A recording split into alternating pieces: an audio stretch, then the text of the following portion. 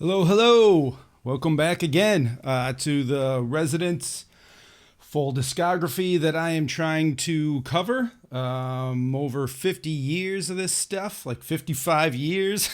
Yeah, episode 11 here. So the last episode ended with all these new awesome people coming into the picture within a couple of years. The Residents went from being really stripped down, doing these totally MIDI like instrumental albums in the mid and later 90s, to all of a sudden all these people came in.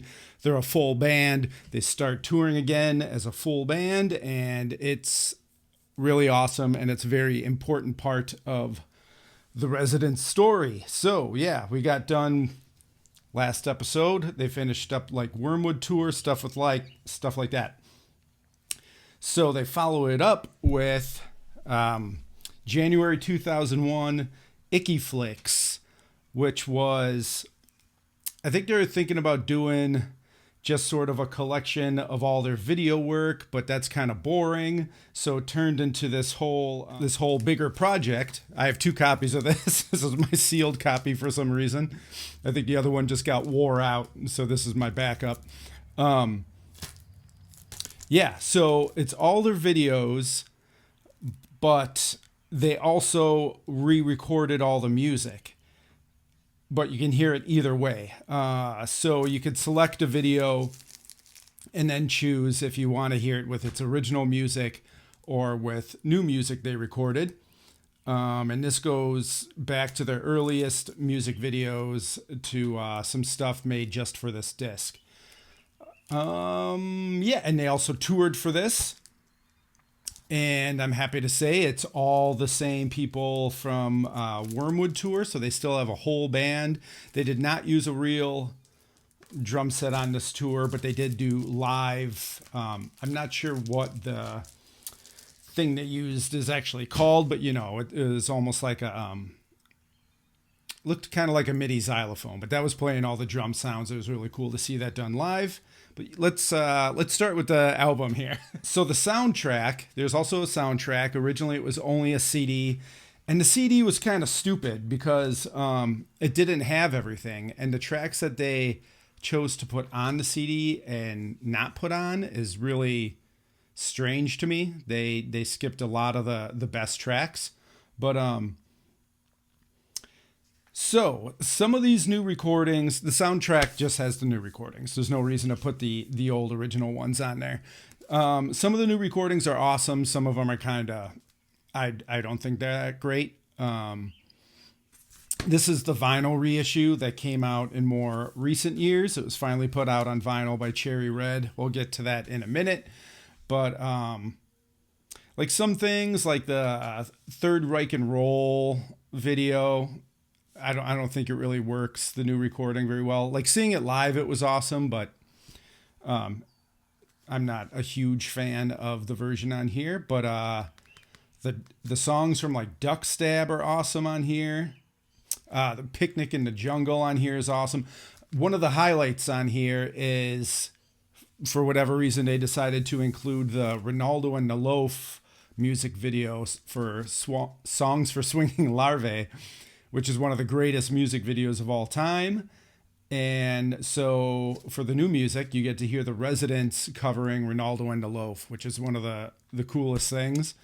The tour was great. The tour was the first time I got to see them live. And I got to say, when I saw the ad in the paper, which I still have it, it said like selections from the Residents Icky Flix DVD, and it was only $20 to go, and I didn't know about Wormwood tour, so in my mind the Residents hadn't toured since QB, you know, in 1989-90, so I didn't think they were playing. I was really confused by the ad. It was only $20, and I was like, well, it must be some showing of their DVD. I'll go. So I went to this thing having no idea that I was actually going to see the Residents play live for the first time. And so that was a nice surprise. I wasn't like totally oblivious. I was like, maybe they're playing, but I kind of doubt it. But I'll be happy either way, no matter what's happening. And yeah, I got to sit right up front. It was at the Orpheum in Madison, and it's one of the last times I ever played Madison, which has become a wasteland. Let's talk about this vinyl release. The CD had mistakes because it cut a bunch of stuff out. Finally comes out on vinyl. Hooray! They put all the songs on here.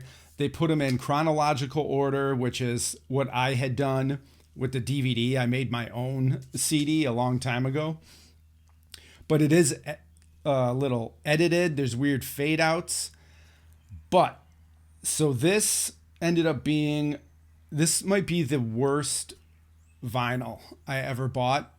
The entire first side has all these weird like weird noises in the left channel throughout the whole thing, and the entire album just sounds wrong.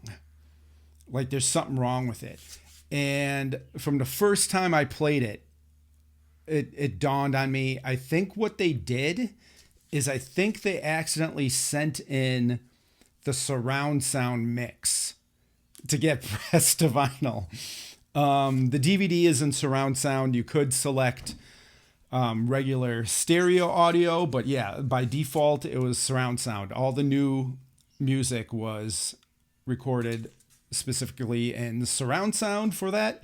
And I think that's what they sent in to get, because it like stuff kind of like drifts in and out, and some stuff you can't hear. Like I'm very familiar with these recordings, and just this is just wrong. I think this is pressed wrong. No one's come out and said it, like admitted to it, but yeah. And I don't know if that also has to do with the weird like noises in it, or if that's just a whole other issue. But yeah, I think I only played this once or twice when it came out, and I just played it again before doing this video. And yeah, it is easily as bad as I thought the first time, if not worse. It's kind of a shame, but it exists if you want it. Yeah, so there's the DVD with all the videos as well. Highly recommend this. It's a great collection of all their videos. It does not have all their videos.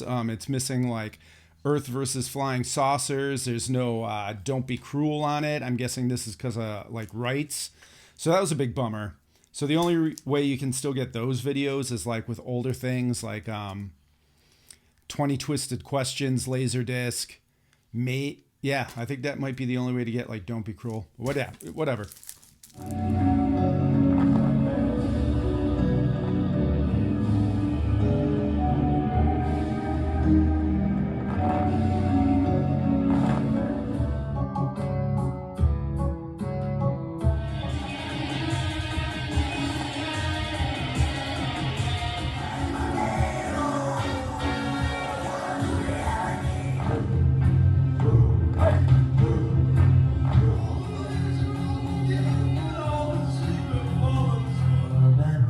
So incredible, it never looked paralyzed, but the skin is so something.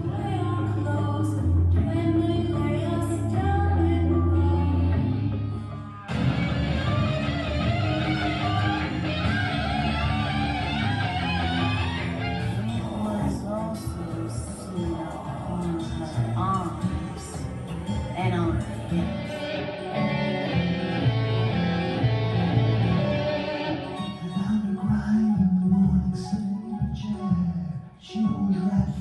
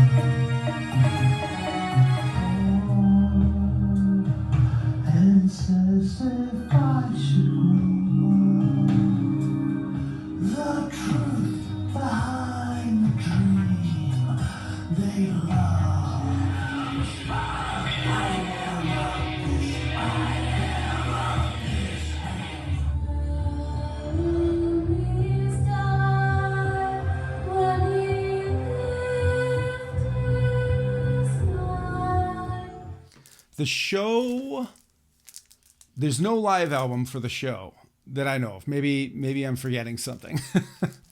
Maybe some like download only thing, but like I said before, those don't count. That's nothing. There was a live DVD that came out years later, in 2009, but it's not like a great high quality live release, and it was just like a CDR, and at this point I think they sell for like $100 or $200. So yeah, I sold mine. CDRs, DVDRs, that kind of stuff, they degrade and they eventually don't work anymore. So I don't, if you want to buy a $200 burn DVD-R, just to have like a printed thing in a jewel case, that's your prerogative. I'm not going to do that. So I sold mine. This tour also, was like, it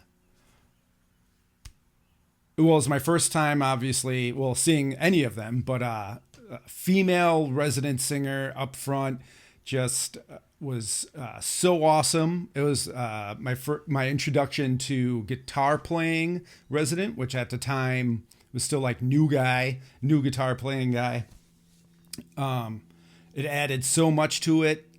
Like, even though at the time, like, his playing style wasn't really my style, and I think it took a lot of Residents fans a little bit to get used to it, because he does way more like shreddy, very distorted guitar work. But I think it not only works, but it was very important, massively important to like make these at the time super digital recordings like have more life, add like live percussion and another second person on keyboards and backing vocals. Again, this live band is probably the greatest you're going to get as far as like live Residents shows go. I know like 13th Anniversary is a classic and all that stuff, but this, as far as like live music goes, really awesome. Also for Icky Flix, at the live show, they had the videos playing on a huge screen behind them, and the whole live band had to play in sync with the videos. And it was a big pain in the ass, but they pulled it off, and it was pretty awesome. Especially live percussion, like MIDI percussion and stuff going on. It was really cool. And I got to say, my old boss from the record store that I worked at would always talk to people that came into the store and talk about how he saw the Residents on the Icky Flix tour, and it was just a guy singing over the music videos playing behind him. I don't know where he was sitting, where he didn't notice the people actually playing, but it drove me crazy, and I hate hearing people talk that don't know what they're talking about. But since he was my boss, I would just always just bite my tongue, and then when he wasn't there, I'd hopefully bump into those same people and be like, Dave has no idea what he's talking about. All that music was played live, blah blah blah blah. But yeah, definitely played live. Awesome show.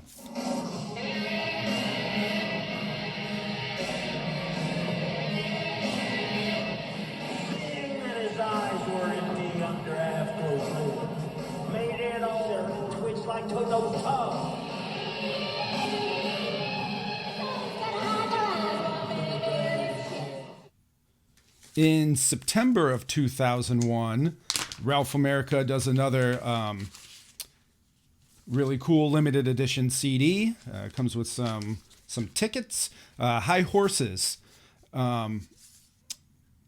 It's like carousel music, and it's really awesome. It's about 20 minutes long, hand numbered again.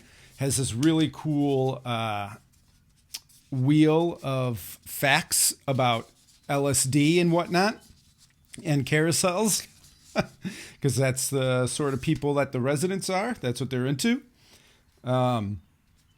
It's really cool. Again, this one also very House on the Rock, with little Wisconsin thing there. But yeah, this sounds like House on the Rock. It's recorded, so you it's not just stereo, but it gives the illusion of like going around in a circle. So if you are easily nauseated, maybe avoid it. But yeah, if you're not, definitely listen to it on headphones. It's a really cool instrumental release. When I first put it on, I'm like, this is awesome. And then I think it's around the third track, I kind of get a little bit bored, but then by the end of it, I'm into it again. Yeah, it's not the greatest Residence album ever, but it is a really cool little instrumental thing. And yeah, it was just this limited edition CD. It was eventually put on another limited edition CD, Best Left Unspoken. They did a series of those with kind of like instrumental stuff that was becoming lost. But yeah, that one's cooler though. It's got the wheel. Get the original. It's worth the money.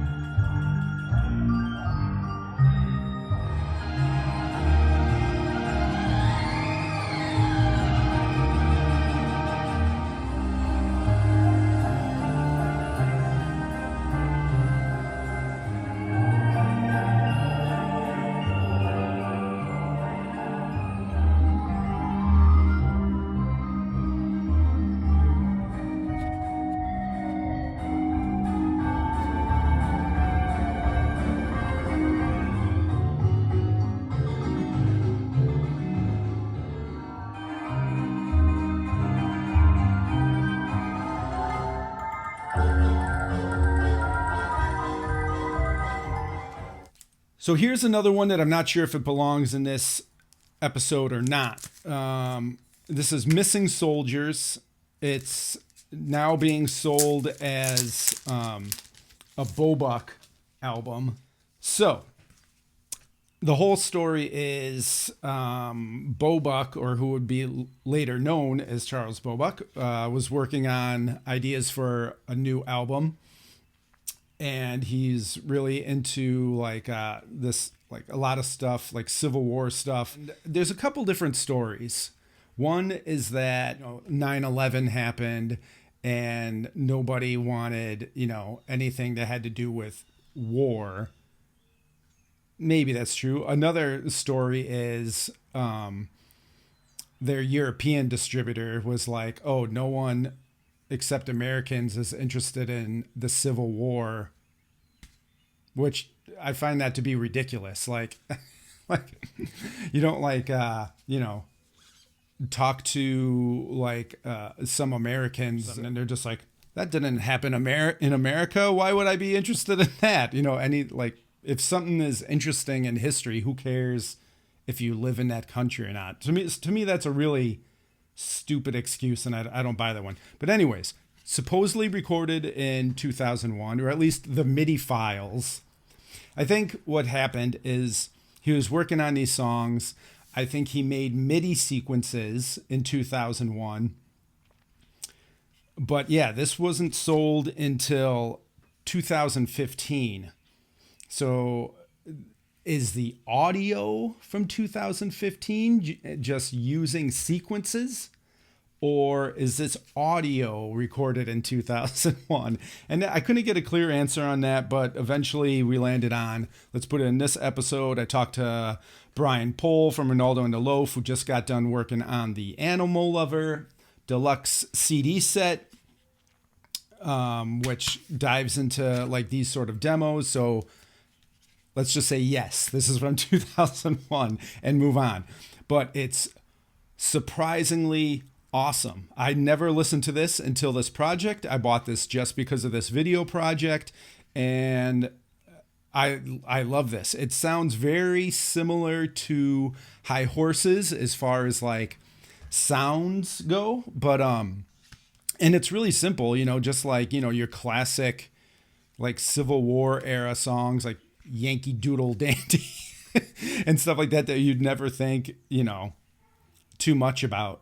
But like for some reason, these songs just put in these simple synthesizer sequences. it works really. I've listened to this like 5 times already. I don't know why it's so good, but it is. And yeah, definitely check this out. You can get it kind of cheap. Very minimal information, you know. I would have liked more information. But yeah.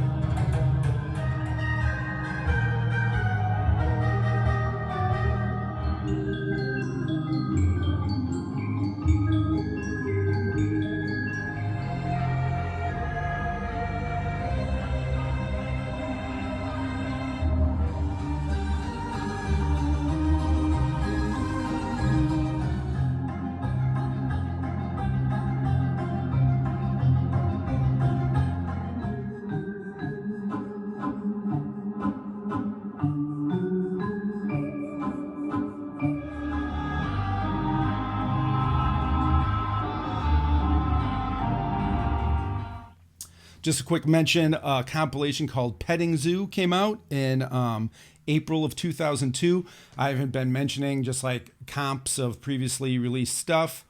But this one, it does kind of stand out because it had a couple tracks from Demons Dance Alone on it before Demons Dance Alone was released.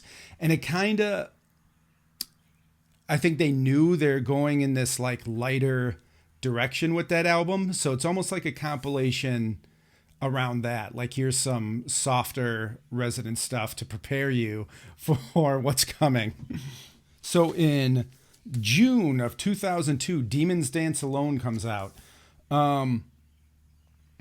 Yeah, this is like after 9/11, and everyone just sort of has a very bummed out, you know, everyone's a little on the sad side and feeling kind of weird, and it's reflected in this album. This album isn't about that, but they're clearly affected by it. This is another love it or hate it album. I gotta say, I'm not super into this album. It's well done. Everyone does a really good job. It's just not my kind of music. There's a couple tracks I like on it. In revisiting it, I thought the first side I liked it more than I remembered. Like when this first came out on vinyl in 2024, just in 2024, this came out. And I gave it another spin, and I was like, oh, I don't like that album. Just replayed it. The first side, I was like, oh, this is better than I remember. And then, yeah, I don't know if I got through the third side. But, yeah, it's super light pop stuff. Like, no offense, but if like, if you're going to high school and you're at your Mormon friend's house, and his Mormon mom, who also listens to like Sade and the Fugees, there's a good chance she might like this album. It's very, very light. And kind of like cutesy sounds. It's got a sad vibe, but not sad enough to make it cool. like not your 6 More Miles kind of sad, with like grueling depression kind of awesomeness. Just sort of, I don't know. Yeah, I respect it. And again, this is like the full band. Everyone's involved here.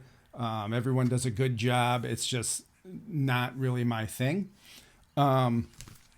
This isn't a cover, by the way. I did this. That's the cover.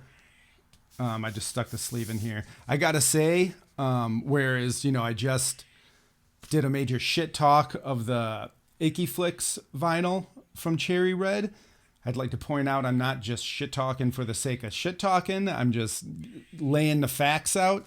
And on the flip side of the coin is, I think Cherry Red has learned from some of their mistakes, and I think this is a beautifully made vinyl release. Again, not my favorite album, but I mean, the art is really nice. I mean, this is like beautiful, clear artwork on the sleeves and on the jacket. It all sounds good. They did a great job on this album. So thank you, Cherry Red. When I shit talk your stuff, it's it's not a personal attack. It just is what it is. And I'm glad to see you are, this is much nicer, much better job.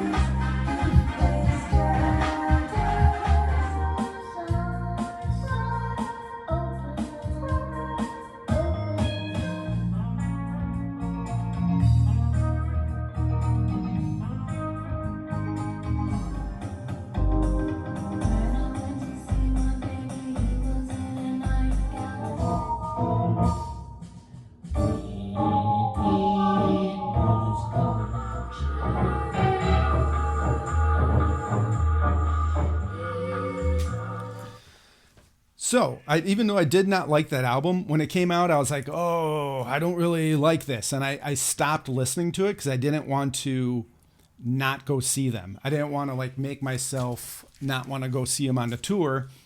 Because again, they toured for this and it's a full band. And I went and I'm really glad I did because kind of like Wormwood, it was much better as a live show. Great. It was eventually released in a few ways. There is a live CD called Demonic that had both a live album and a DVD in it that I used to have and I sold, and now it sells for stupid amounts of money, so I don't have it.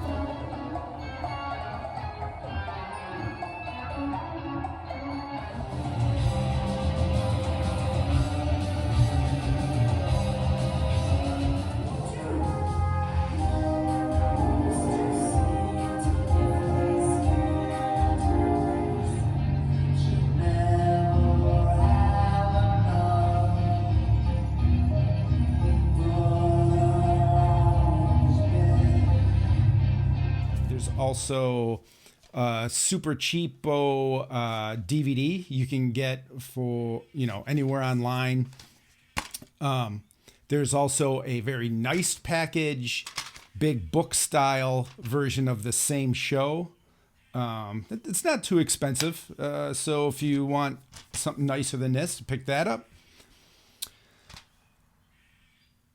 Unfortunately, the filming of the show did not go so well.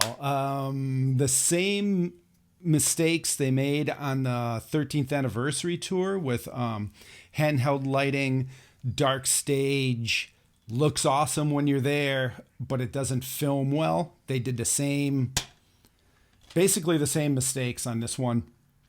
Looked really cool when you're there, but the filming was not turning out But they did what they could with it. So this show is like highly edited, filtered.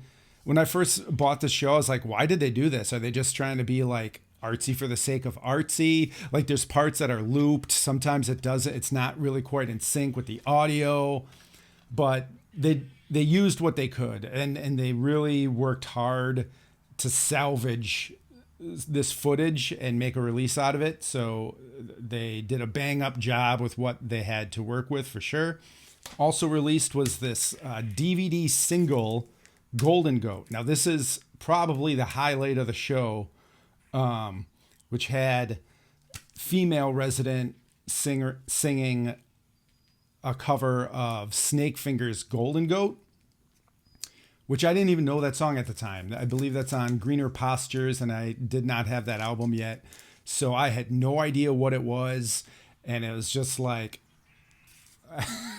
probably every nerd at that show was probably just drooling over awesome female vocalists like dancing on a chair singing Golden Goat, which, and like the guitar player's version of that riff, just like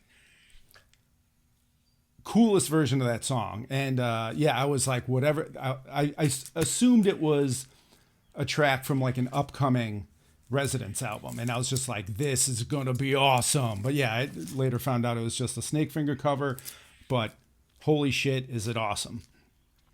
Also, this DVD single, very important because it comes with a music video for Teddy, a song from that Prelude to the Teds EP from the early 90s.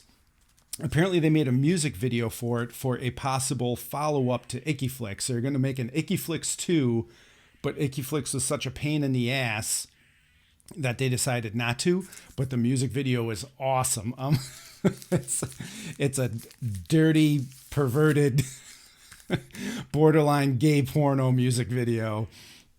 One of the best music videos. Highly recommend checking it out.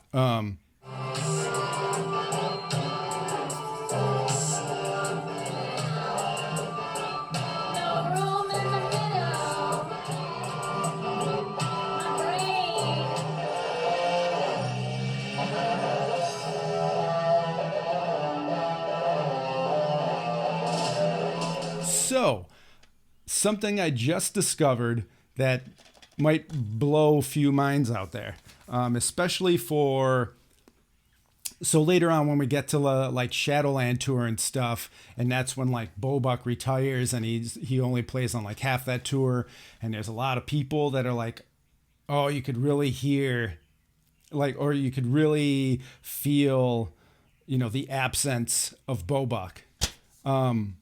Did you feel the absence of Bobuk on the Demons Dance Alone tour? Because he's not playing. Like, this just dawned on me.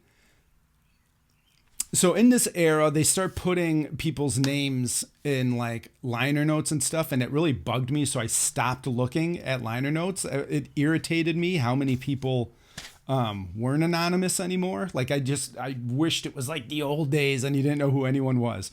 But anyways, so I know who everyone on stage is now at this point. Like I've talked to several of these people, and all of a sudden I was just sitting there and I was like, oh, there's blah, blah, blah, blah, blah, blah, blah, blah, blah. And I was like, wait a minute. Like I can count to 6. and yeah. And I was like, where's Bobuk? And so I did check in, like I mentioned in another episode. I don't like being fanboy, asking, you know, these people or anyone else I've worked with, like questions about the band. I don't want to be irritating like that, but I did check in, and yeah, it was confirmed he didn't want to play on this tour. Maybe he was burnt out from Wormwood and Icky Flix so close to each other. But yeah, so Bobuk does not play on this. He did come along.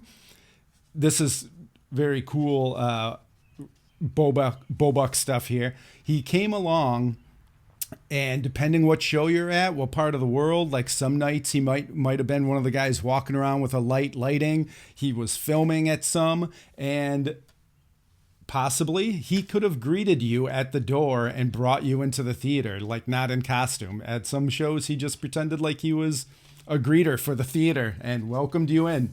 But he did not play. This is the first time they actually brought in another guy who is now a huge part of the band. This is his first time touring with them. So at this point, it's all the main people until present day are involved here. Real quick, on the Demons Dance Alone tour, you could buy this Live on the Outskirts DVD, which was a really cool collection that had footage from all the previous tours, including 6 tracks from the Icky Flix tour that just happened. It's got Ty's Freak Show. It's got a bunch of cool stuff on it.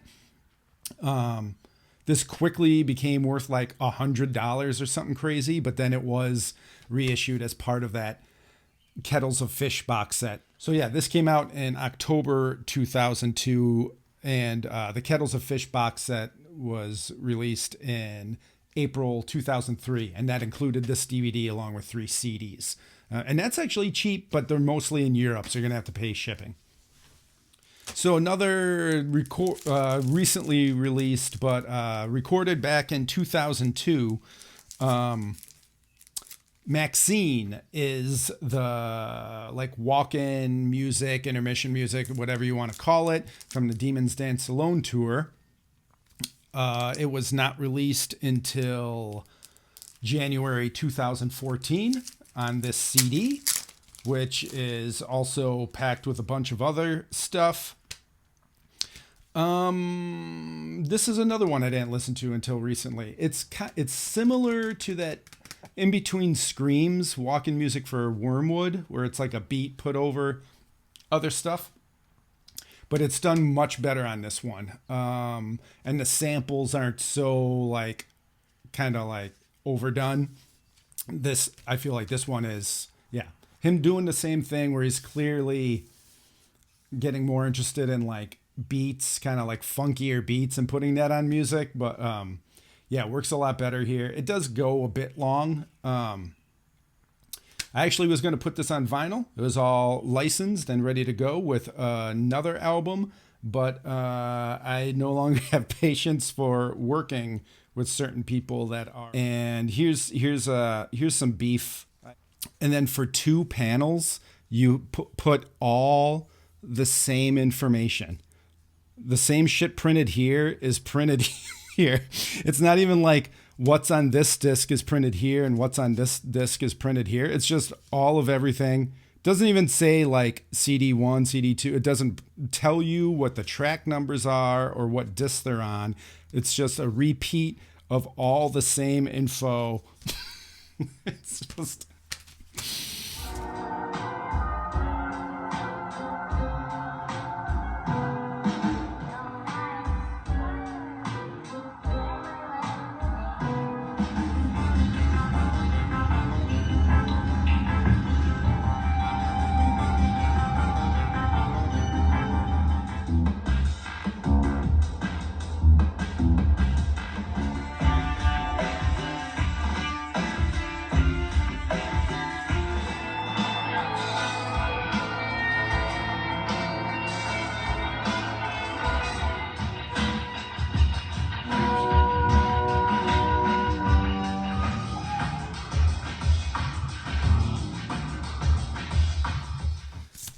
Moving on with the Bobuk being really into like beats and stuff, we fall into this remix era. And they release in February of 2004 the Warner Brothers remix. So Warner Brothers is the original demo tape recorded in 1971 that they sent to Warner Brothers to try to get signed. And to this day, you know, no one had heard it. Like if you were good at digging around, you could find a bootleg and stuff, but most people have never heard it. So that made this really cool. Like at least you got to hear these like snippets from this old demo that like, was like this mysterious legendary thing that, no one ever heard. So when I first got it, I was excited, but I was kind of annoyed with the remix. And I was just like, oh, I wish I could hear the real Warner Brothers album. But now, years later, now that I have like just played the Warner Brothers demo tape a few times, this is kind of better. it's remixed. It's not like super cheesy, but it's interesting. There's some guitar put on there and stuff. Yeah, it's not their best album, but it is interesting. And I like, at this point, they're still good at teasing you with stuff. Like, it wasn't everything released. It was like, this is another teaser. And it made things more interesting when you had these little snippets and teases, but you weren't allowed to hear the whole thing. And some stuff was just held back. It was cooler then when there's mysteries and stuff you couldn't hear. This also has one of the greatest early photos of all 4 original residents butt-ass naked. Hot stuff, worth the money alone just for that photo. This is another Euro Ralph release. At this, like I said before, Euro Ralph was the only one doing vinyl. The only like major vinyl release, I think Freak Show back in like 90 was the last major vinyl release. After that, Roadworms, and now these remix albums, all from Euro Ralph. This is the limited edition, 333 copies total made only, that has an extra 12-inch on it.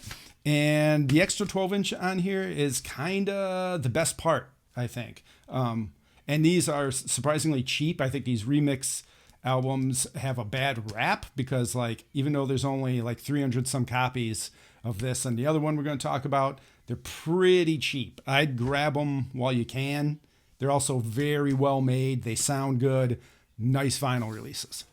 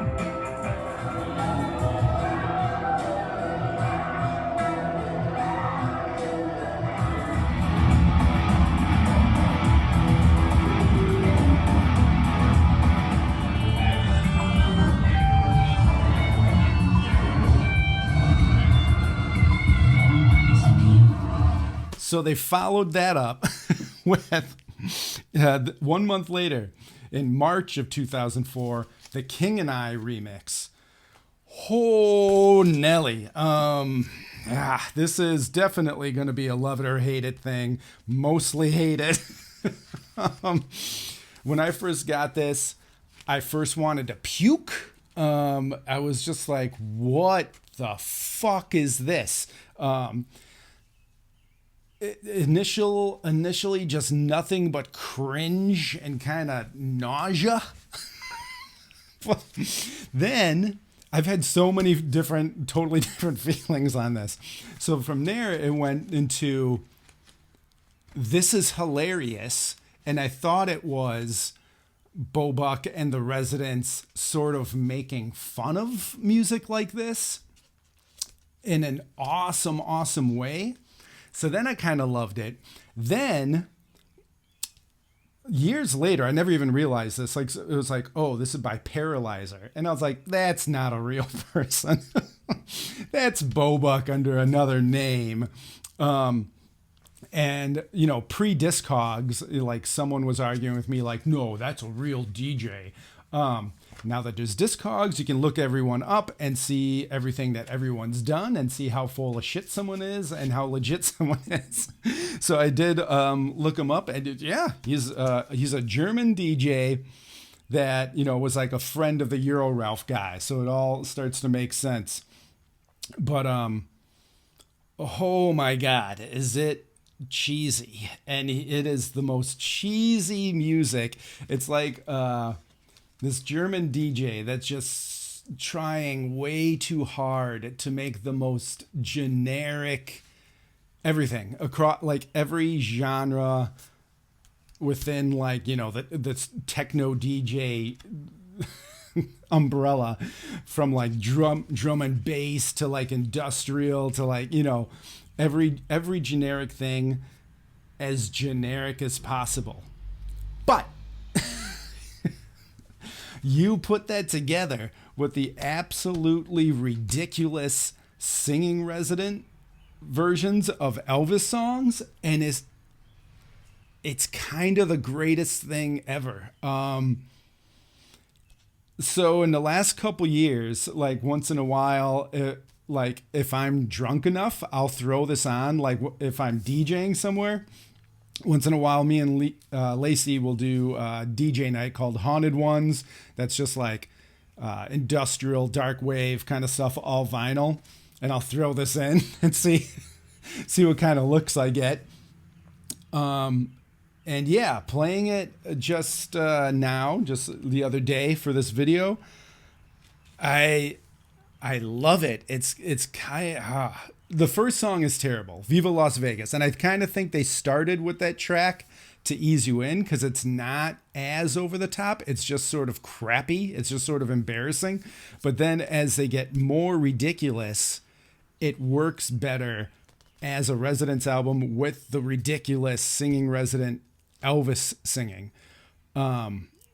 Yeah, this is also Euro Ralph vinyl. This is also the limited to 333 copies with the extra 12-inch. But unlike the Warner Brothers remix, this extra 12-inch is actually probably the worst tracks. Yeah. The only thing, kind of absolutely love this these days. And this... it's aged really well, although it's like super duper cringy like at the time. Yeah, I mean, I'll play this over Prodigy or something like that any day. This is fucking awesome.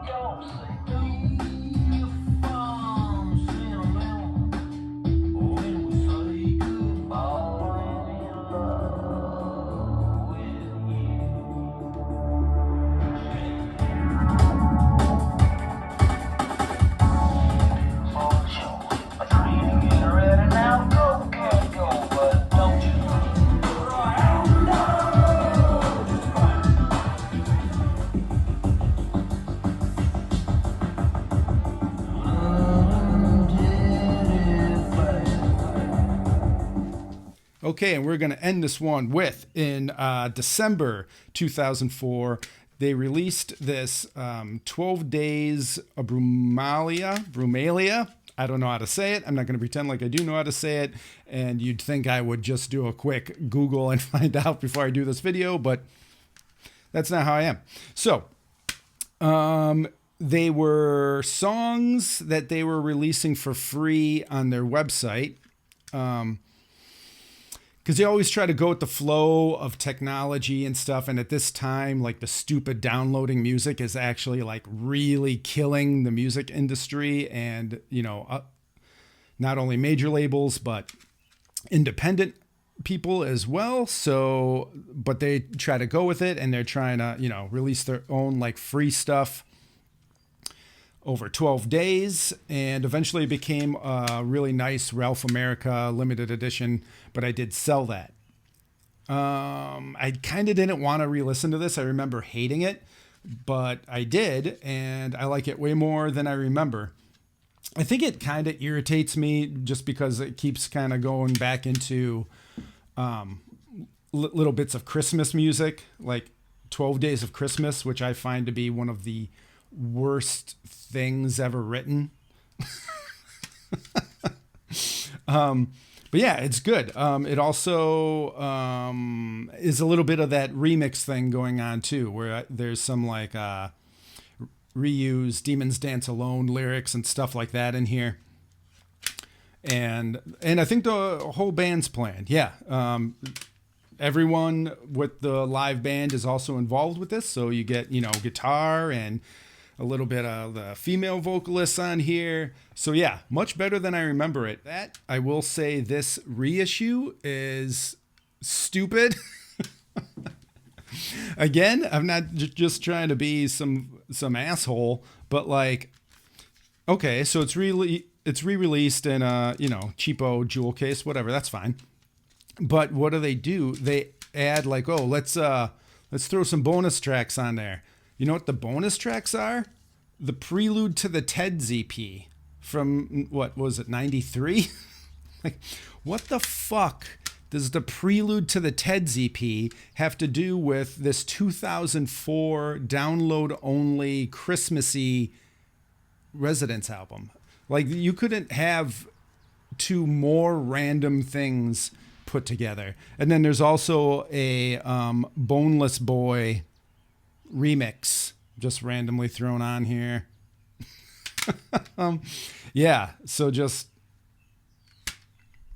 I don't know. It's like someone at a label just has like every Residence release in one of those cages that you turn with the balls.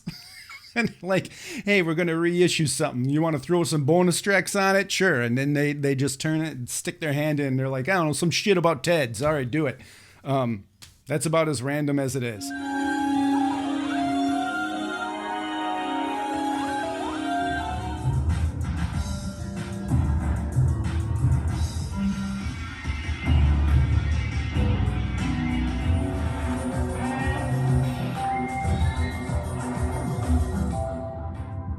So one day, she shows up with this weenie dog on a leash.